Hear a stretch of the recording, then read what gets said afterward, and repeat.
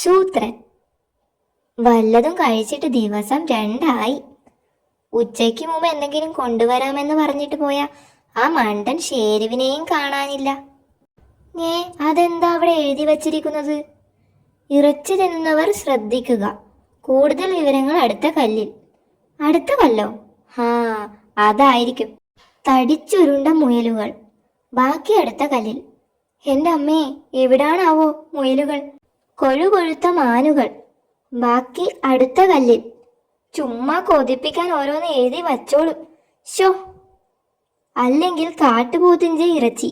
മുമ്പോട്ട് നടക്കുക. ഇവയിലേതാണ് നിങ്ങളുടെ ഉച്ചഭക്ഷണം? ഏതായാലും മതി. വരൂ, ഞങ്ങൾ നിങ്ങളെ കാത്തിരിക്കുന്നു. ദാ വരുന്നേ. അതിന്റെ പിന്നിലായിരിക്കും മാനും മുയലും. താനെന്താ ഇവിടെ? ഇതുകൂടി വായിക്ക്, പിടികിട്ടും.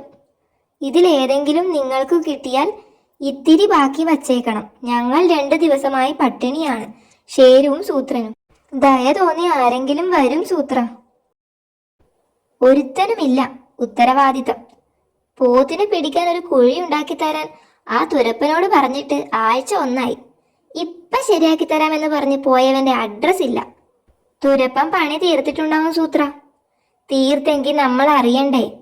കുഴി എവിടെയാണെന്ന് വെച്ചാ നമ്മൾ ചെന്ന് നോക്കുന്നത്? ഒരുത്തന്റെയും കാല് പിടിക്കണ്ട. നമ്മുടെ തീറ്റ നമ്മൾ തന്നെ കണ്ടെത്തണം. തനിക്ക് പിടി കിട്ടിയില്ല അല്ലേ?